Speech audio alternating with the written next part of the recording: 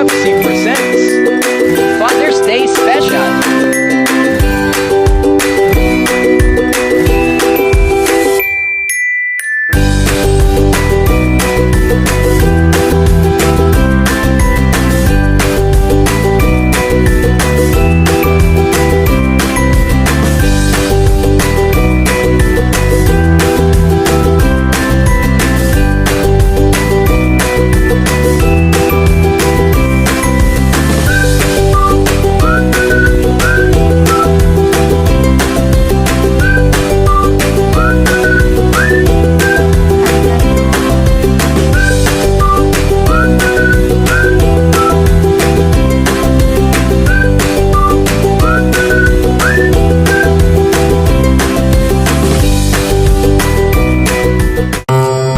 Describe your daddy's funny physical features.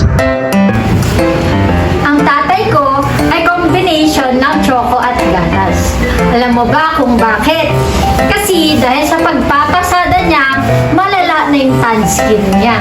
Yung isang kamay niya maitim, isang kamay niya naman maputi.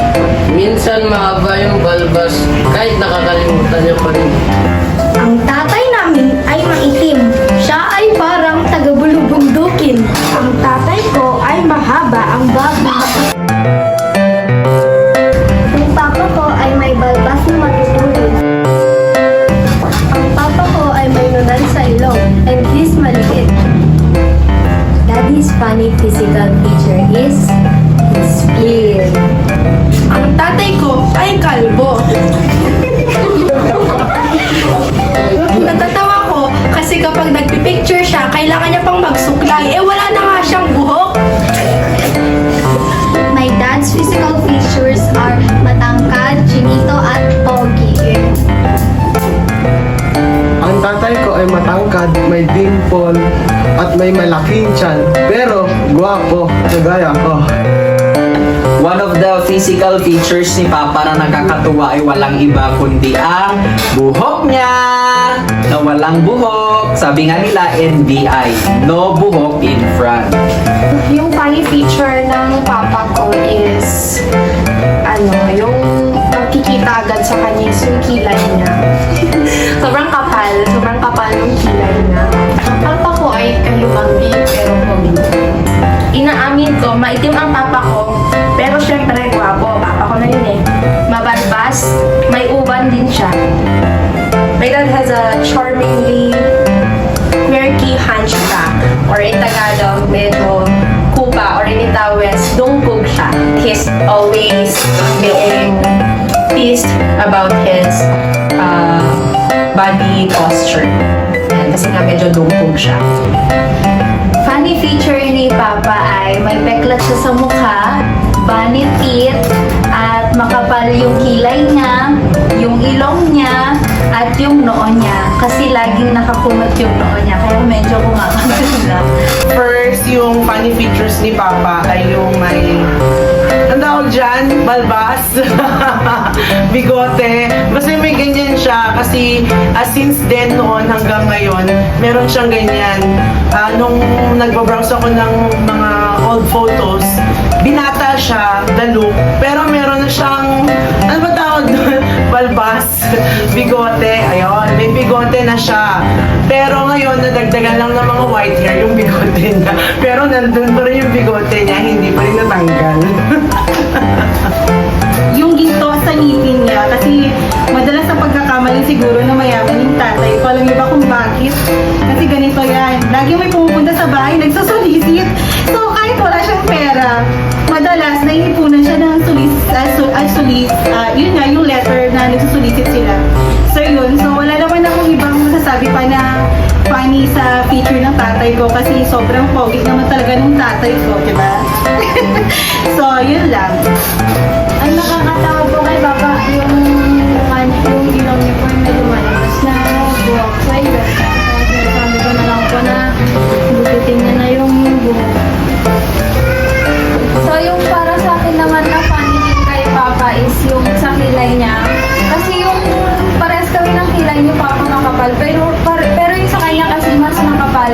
And sobrang haba, yung tipong talagang nakalaylay na. Yun yung para sa akin na na funny thing kasi para na din siyang, yung kay ating dito sa ilong, sa parang ipis lang dito. Palabas.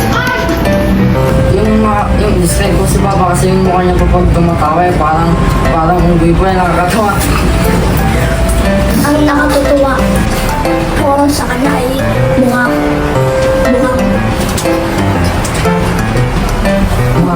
Ang nakakatawa na face feature ni Papa ay kalbo. Siyempre, walang buhok. Tapos, laging walang damit. Parang macho-macho. A funny thing your dad always does. si Papa ko, kapag may hinahanap ka sa bahay, ang lagi niyang sasabihin, sabihin niyo lang kasi kung nawala niyo na para hindi na kayo naghahanap dito sa bahay. Tatay ko ay jokester. Kala, sinabi ni Mama, sangkis na prutas. Akala ko yung sinabi ni Papa na sangkis na prutas. Sinabi niya pala, isang bis. Lagi nagpapamassage ng likod niya at ulo. Naglalagay rin siya ng suka sa kanyang muka. Lagi na lang niya akong inuutusan na kamutin yung likod niya. Lagi po siyang nagjo-joke kapag nakikita niyang nakasimangot ako. Lagi siyang nag-a-act ng babae para mapagtawa lang ako. A funny thing that Daddy always says is that he looks like an artista and even acts like a celebrity. Hi, Pogi! The funny thing he always say is to never get a boyfriend until I already have a job. Ang lagi yan sinasabi, kung may nag-aapi sa akin, wag ako magsumbong sa kanya, bugbugin ko na lang. He always say, doming-doming, mabalin amin. Ibig sabihin, no matter how difficult life is, he can do all things because he has God in his life. Lagi yan kinakausap yung aso namin. Sobrang mahal na mahal yung aso namin. Like as in, si Papa kasi, he is very shy, very timid, introvert siya. Pero kapag may handaan, ganon, kayang-kaya yung magbalot ng pagkain para sa aso namin. That's how he loves Dexter. It's very cute. Nonchalant minsan, tapos kolosipunag. Funny things he always says or does. Nagmumukha ka ng pera. Kinakausap niya yung paborito niyang aso. Sinasabihan niya rin na ako na huwag ka muna mag-asawa. Masisira ang buhay mo. Alam mo naman na mahirap magkapamilya. Nakikita mo naman yun sa mga kapatid mo.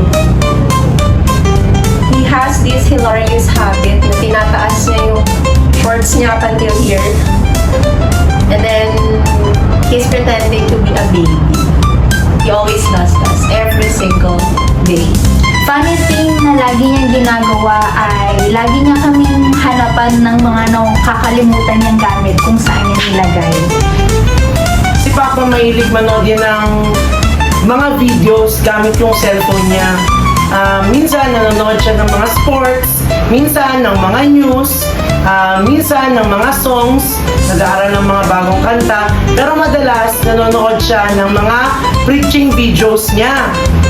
Ang nakakatawa dun part, minsan paulit-ulit niyang pinapanood yung preaching videos niya, nakatulugan niya na magugulat na lang si Mama, maingay yung cellphone niya, siya humihilik na, parehas na silang maingay yung cellphone niya. Kaya yun yung funny features ni Papa, yung funny thing na ginagawa niya. Kahit na, although talagang love na love niya, kahit naghuhugas siya ng pinggan, kahit anong ginagawa niya, girl. Nanonood ng video. Minsan pa, dalhin niya, ngayon yung latest na ginagawa niya, dalhin niya yung speaker na malaki. Doon sa kusina, ang daming tao na nakikinig, mag-concert siya. Nagugat na ng pinggan, girl. Tapos naka-speaker na malaki yung speaker na ginagamit namin sa evangelism. Tapos, ay girl, malakas pa. Huwag ka. As in, bago lang latest talaga yun na funny thing na ginagawa ni Papa. Dahil talagang gusto niyang mahigop. Dahil yung mga preaching videos, kailangan marinig niya ng malakas. yun, yung funny na ginagawa niya talaga ngayon latest. O, alam mo na. Yung tatay ko po, kayang-kaya niyang pagsabayin yung panonood ng TV at yung panonood ng cellphone. Sa TV, pinapanood niya sport channel. So lahat ng player ng volleyball ng iba't ibang team, kabisado po niya. At while watching TV, nanonood din po yan ng news sa kanyang cellphone. At lagi po yung updated sa news. Kaya minsan pag pinapatay namin yung TV kasi feeling namin hindi na siya nanonood, nagagalit po siya at binubuksan niya ulit yung TV. So hindi ko alam kung paano niya napagsasabay yung dalawang bagay na yun. Ang nakakatawa po kay Papa pag may nagpapatugtog pa na mga kanta, sumasayaw po siya na parang kasi parang ganun po. Tapos, nung bata daw po kasi siya, habang bata daw, dalawa daw sila ng mama niya tapos ng papa niya na sumasayaw pag fiesta sa bag daw. So yung sa akin naman, yung funny thing na ginagawa ni Papa is yung pag nagsasando ako, tinutusok niya yung kilikili ko kasi minsan medyo mahaba na yung buhok niya. Tinutusok niya yung kilikili ko. Tapos yung pangalaman naman po tuwing umuwi siya, magugulatin po kasi ako. Kapag umuwi siya, inano yung screen doon, nag-iingay siya. Kaya parang gumaganon. Last na po yung isa din. Kasi alam po kasi nila na takot ako sa palaka. Parang lagi niyang hala yung palaka. Parang inaano niya po sa akin na yung palaka ilalapit niya sa akin. Ayun, nakakatawa kong ginagawa niya yan. Pag may birthday yan nag-video okay po siya, tapos kumakanta, tapos sasayaw. Sila ginagawa po. Yung nakatawa ko ay yung nagkikiliti po. Nakakalimutan niya yung gagawin niya dapat. Na bagay. Tapos biglang papahinga, tapos magugulat ka na lang may nakalimutan pa lang gagawin. A thoughtful gesture your dad always does. Yan si Papa ko. Laging nagluluto o nag-uuwi ng pagkain. Pag alam niyang gusto mo ito, kinabukasan, mag-uuwi siyang napakarami. Papa, salamat sa pagiging provider ng family namin. Maraming salamat dahil hanggang ngayon, malakas, malusog at nag-aaral pa kaming magkakapatid. Salamat Papa, I love you! Diba nag-alagaan mo pag nagnanak mabuti. We love you! Happy Father's Day! Nilalabas niya kami para kumain kahit ayaw ni Mama. We love you always. Thank you, Pa. Lagi niya kaming binibilihan ng merienda o pagkain kapag gutom kami. I love you always, Pa. God bless. Happy Father's Day po. Bigay niya po sa akin ang merienda na dapat ay merienda niya kasi alam niyang paborito ko yun. Thank you, Papa, na kahit minsan pangit ang ugali ko, hindi niya ako sinusukuan. Thank you sa lahat ng ginagawa ko para sa amin ni Mama. Happy Father's Day, Papa. I love you. Lagi niya naman ako hinahatid at sinusundo sa school. Thank you po, Papa, sa lahat ng sakripisyo mo para sa amin. Happy Father's Day po. I love you. The thoughtful gestures that my dad does is to cook me a delicious food whenever I want. Thank you, Dad, for being always there whenever I needed you. I love you so much. Happy Father's Day, Daddy. I love you. Lagi ako binibigyan ng pera pag malungkot ako. Thank you pa sa lahat ng sakripisyong ginawa mo sa akin. Thank you and Happy Father's Day. I love you. Anytime that I needed something or I need something is he's always on the go. Kahit na ganong kalakas ng ulan or sobrang init, he will always find ways to provide every need that I have. And then lastly, my message for Papa is that Papa, thank you for giving your whole life for us. Mas especially sa amin lahat magkakapatid. Thank you because you have sacrificed a lot. Even your personal comfort and convenience.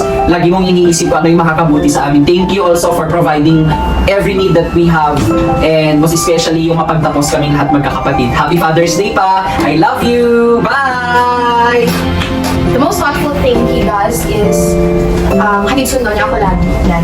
Hinatid niya ako sa school every day.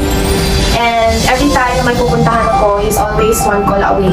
He would always initiate na, anak, katid na kita, anak, sunduin kita, sabihin mo lang kung anong oras, sabihin mo lang kung saan, kailan.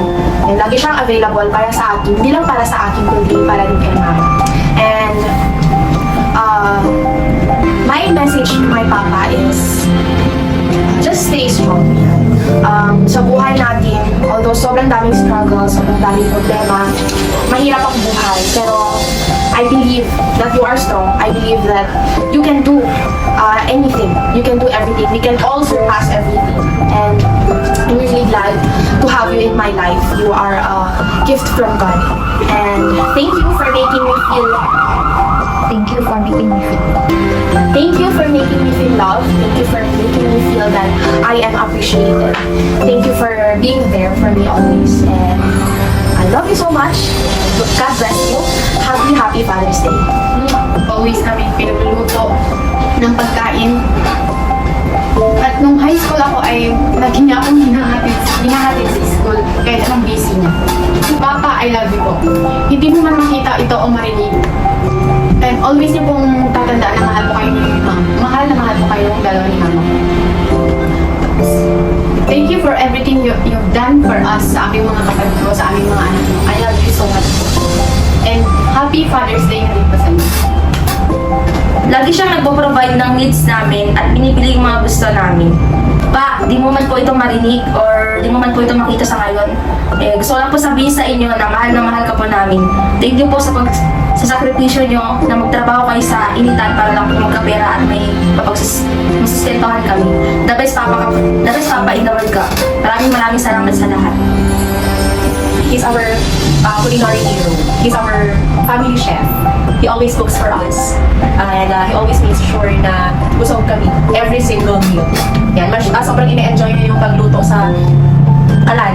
Yun, sobrang ine-enjoy niya magluto sa kalan, mag-ihaw, and that's our favorite. Happy Father's Day. I may not say this to you ng madalas, but please know that I love you and I appreciate everything you do sa family natin. I appreciate every sacrifice and done para sa family natin. I love you and I pray that God will grant all the desires of your heart in accordance to His will, plan, and purpose. Love you.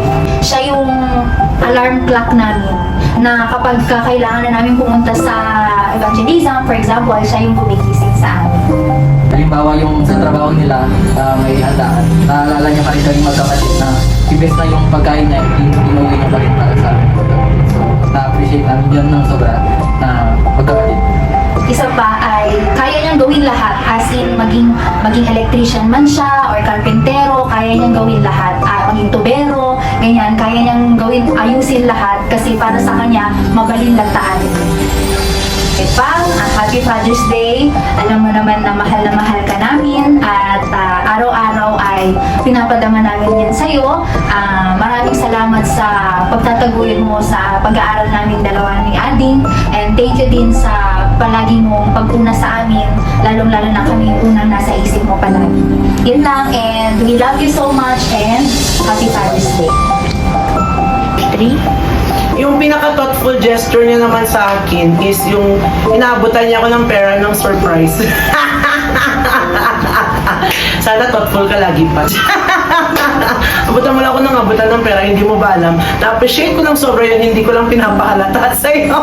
Kasi minsan yan, may mga times na out of nowhere, magbibigay lang sa akin 500, 1,000, ganyan. Pag may mga blessing, sineshare niya din sa akin. Kaya, natatouch ako, ano to pa? Punari naman, hindi ko alam. Pero sa loob-loob ko, more. more thoughtful gesture. But kidding aside, isa din sa nagustuhan ko kay Papa yung pagiging thoughtful niya. Yung kahit saan ako, pwede niya ako ipag-drive, ready siya na ihatid ako, sunduin ako, basta sabihan ko lang siya, and nandyan siya lagi ready para sa akin. Kaya nga natuto din kami nag-drive dahil sa kanya. Thanks pa, love you. Happy Father's Day, and you're really the best dad that I have. Siyempre, nag-iisa ka lang, wala naman akong choice, di ba? Pero talaga, kidding aside pa, I love you so much. Salamat sa lahat ng mga advices. Kahit na pasaway ako, hindi ka nagsasawa. Sobrang kulit na ako sa'yo.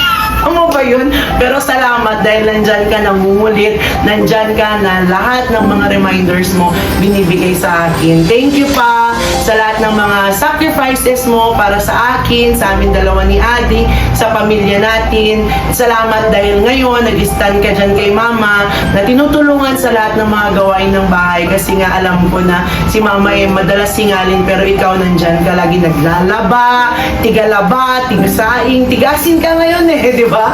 Tiga ano pa ba? Tiga serve ng food, di ba? Lahat na ginagawa ni Papa ngayon. Kaya I'm so proud of you. You're the best dad in the world. I love you, Pa. Mama, chup chup. Mwah! Yung lagi niyang pag-update sa amin. Kasi every time na lumalabas kami, nagpapaalam kami sa kanya. Lagi niyang tatanungin, saan kayo pupunta? So, pag on the way namin sa lugar na pupuntahan namin, yung tatay ko mahilig siya mag-text. Tatanungin niya kung andyan na ba kayo, sino kasama niyo, anong oras kaya kayo makakarating. Magte-text yan, mag-video call pa siya, mag-PPM pa siya kasi marunong na siya gumamit ng cellphone. High-tech na siya. So, ayun, yun yung mga nakakatawa ang ginagawa niya. Hindi namin makakalimutan. Happy Father's Day, Daddy. Alam ko na tumatanda ka na, so believe ka na. Laging isipin yung pangangatawan, huwag kain ng kung ano-ano kasi gumagaya ka na sa katawan ko, tumulobo ka na rin. So ayan, ingatan lagi yung pagkain, laging magpe-pray, laging magbabasa ng Word of God, and kahit di nakakapag-attend minsan ng church services, huwag mong kakalimutan yung devotion ko. We appreciate everything na ginagawa mo sa family, yung pagmamahal mo, maraming salamat, and maraming salamat sa patuloy na pagpapaalala sa amin kahit na malalaki na kami. Very happy Father's Day. We love you so much. Kahit minsan hindi mo kalata kasi lagi ka na pagsasabihan. So, behave ka kasi alam mo naman hindi ka na bumabata. We appreciate everything na ginagawa mo para sa amin. We love you. Happy Father's Day. Nung nagkakarami po kasi kami noon, meron nung iniwan po kasi yung chinelas ko sa malaya sa mga kubo. Tapos nung naalala ko na po na hindi ko na po suot yung chinelas ko, pinitan niyo po ako ng bagong chinelas. So yung akin naman yung pinaka-thoughtful gesture ni Papa is yung tuwing, ever since nag-aral ako, is never siyang nawala tuwing may awards ako sa school. Meron pa yung time nung senior high is pinatawag ko siya punta ng school tapos nagulat. Anim kaming awardees no, nagulat ako. Siya lang yung parent na pumunta and sobrang thankful ako kasi pumunta siya and nag-iisa lang siya. Ayun, yun po yung pinaka-thoughtful na gesture para sa akin. Happy Father's Day pa. Thank you for everything na ginawa mo para sa amin at ginagawa mo para sa amin. Salamat sa pag-provide, especially sa pag-aaral namin ni Adi, especially sa tuition ko. Maraming salamat kasi never kang nag-fail na ibigay yung tuition ko at saka yung baon ko. Thank you kasi lagi kang nandyan para paalalahanan kami na mag-aaral lang kami palagi. And maraming salamat kasi never kang nawala sa tabi namin, never namin naranasan or naramdaman na nag-iisa kami. Maraming salamat na nandyan ka lagi. And huwag kang mag-alala, isang taon na lang matutulungan na kita. I love you! Ito din po kapag stricto ko sa akin, alagos ko naman na gusto mo na gawin ko yung tama at hindi mali. Thank you din pa. Happy Father's Day. Happy Father's Day pa! I love you! Love you pa. Yung gustong-gusto kong ginagawa niya Papa sa akin, yung tinigil niya ako, tas nag-i-smile siya. Kids, nagbibigay ng pera. Pa, Happy Father's Day pa, and may God give you a long life and healthy body. Pa, Mumbai, maraming salamat pa sa iyong suporta po sa amin sa pagpapaaral at saka pagbibigay ng pera. Pa, alalalang pa, mas pagpugi na kinyam. Salamat po sa binibigay mong pera sa amin at saka ano ba? Sa amin. Magkakapatid, salamat po pa. I love you. Honestly, I love you. Love you pa.